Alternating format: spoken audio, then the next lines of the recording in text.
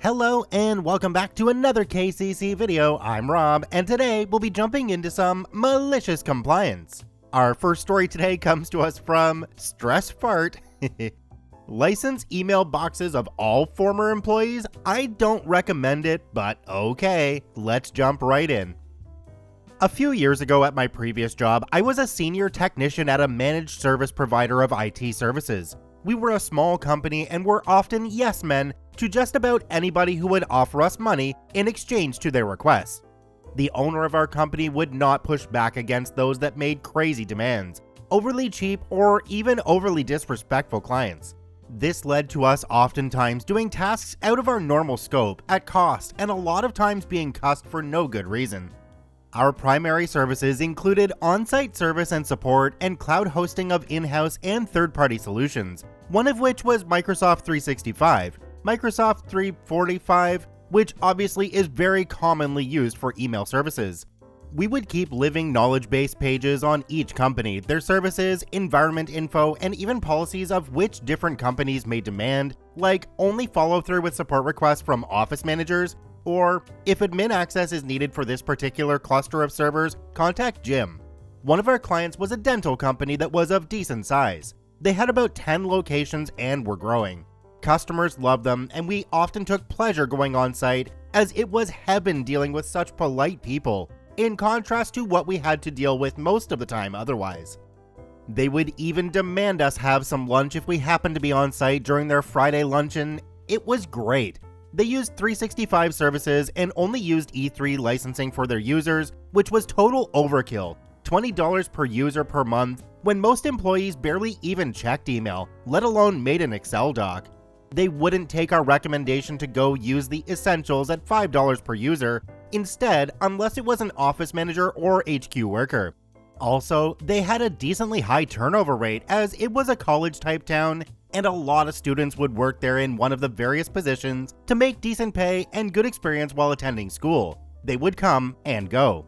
The IT director, literally only a title anyone can wear nowadays, he was pretty bad at his job, of this company called us one day cussing because there were a bunch of mailboxes that were not licensed. We tried to explain that these were mailboxes that we converted to shared of employees that had left. Doing so allows us to remove the license of the mailbox while keeping all of the mail intact, and very easily accessible if we needed to delegate access to someone who needs to review. You basically get to archive the mailbox for free. He barely let us even speak, and the tech who actually took the call was flustered, so I took it over completely. Using my best well-seasoned customer service charm, I tried to explain to him the same, yet to no avail. They had 180-ish unused mailboxes that he wanted us to convert to a user box and add one of those premium I'm drinking Stella in a fancy glass licenses at $20 a pop per month. He resorted to personally insulting me, telling me I'm a tech who got promoted too fast and I should try a 4-year school next time, and demanded it be done the right way with no specifics on how it be done. Bless your heart, man. Okay, we'll do it. Luckily, we record the calls. Also, I'll make note this company has a policy that we are not allowed to use PowerShell, which, for those that don't know, is a terminal that allows us to perform action by command line. We can write scripts for special tasks or even do things in bulk, saving lots of time. I knew this very well, and I begged them repeatedly to let us use PowerShell in the past to no avail.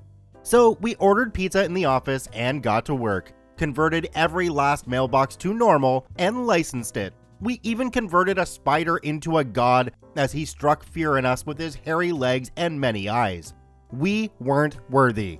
After we finished, we even had a contest to see who could frisbee Office 2003 discs the furthest, since we had a binder full of them, as well as a few other goofy games for about a half hour before we dipped out. It was a fun late night at work in the end.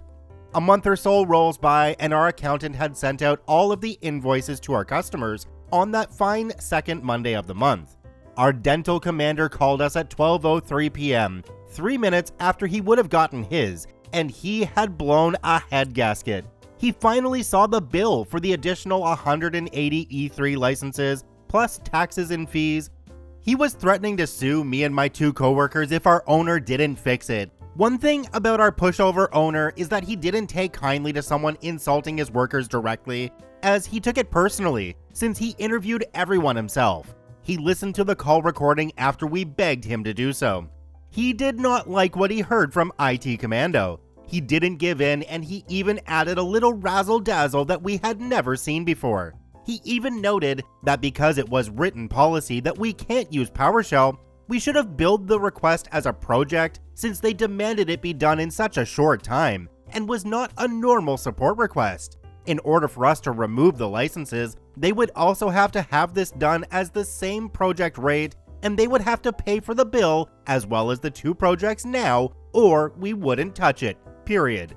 Our project rate was $125 an hour for junior techs and $175 for senior techs. It was going to be about 2 hours per head, all at the senior rate for each leg of the ordeal, so about 12 hours all in all, as there were 3 of us. Computer Commander didn't know that the owner of his company and ours were moderately close friends for nearly 2 decades, would occasionally play golf together, and whatever company owners do when not at the office. The dental company owner and IT Joe came to our office immediately. Before allowing the discussion to proceed far past hello, our company owner played both calls on full blast over one of those Logitech 2.1 systems. It was loud. Dental company owner was absolutely shocked at what was heard, as this guy was always looking at high standards. Hacker God was pale white as he sat there and did not move a muscle. He immediately told the IT boy to call an Uber back to the HQ and to stand by in the conference room. He wouldn't be driving back with him. He apologized profusely to us techs, nearly in tears it seemed. He wrote a check for one of the projects and the bill. We agreed to undo the work for free, as he was a really good client of ours and was always nice. He gave us each $100 Visa gift cards the next week and bought us lunch in our own office a few times, all out of his own pocket.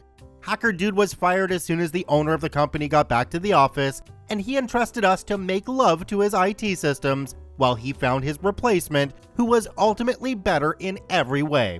They took every recommendation of ours, including reducing the license types for the majority of their workers, while confused as to why this was ever a debated topic. That is the one company I truly miss at my last job, a good client. I'm guessing somebody there wasn't able to do the math because those 180 mailboxes turn into $43,100 a year, just for those ones. That doesn't include all the ones that are actually used. Do me a quick favor, have a look down below the video. If that subscribe button's still red, it means you're not actually subscribed to the KCC channel. Please hit that subscribe button for more daily Reddit stories. Our second story today comes to us from Mayan.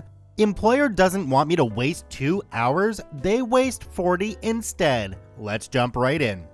A number of years ago, I worked for a small, fairly local outsourcing company. I was assigned to work with a particularly high-profile client of theirs. The client office was just around the corner from my employer, but my employer insisted that I remain within their own offices to work. So, the client provided me with a laptop to use that connected to their network remotely. It's important to note that whilst the client were decent, my employer had a totally fear-based management culture. The managers wanted eyes on the employees at all times, because they assumed people would slack off given half the chance. After almost a year of working there, I got a call from the client notifying me that my client-given laptop needed some critical updates, and I would have to bring it in so IT could apply the updates locally. All sounded very reasonable to me. I brought this to the attention of my manager and advised I would be out of the office for a while so I could take my laptop to the client site around the corner for critical updates. No bueno. My manager ignored everything about the critical updates part and focused instead on the out of our office for 2 hours part. They insisted that they knew I had a remote connection to the client's office, so any updates could be applied without me needing to leave and take my laptop anywhere. I got the impression they thought I was lying to get some free time off. I decided that this had the potential to teach my employer and the managers a great lesson about not trusting their own employees. So, like the model employee I was, I shrugged, "You know best, boss," and complied with their request, continuing working as usual, until the following morning when I switched on my laptop and nothing would work. The machine refused to connect to the client's remote network. The various software applications I used for my job also wouldn't run due to the lack of connection. Error messages flashed up on every file I tried to access, warning that my credentials had been blocked. I was left holding a very expensive brick. My manager was livid when I explained I couldn't do any work. They clicked around on my laptop trying to fix it themselves, but there was no other solution to be had. They sent me around the corner to the client's office so I could hand in my laptop to IT.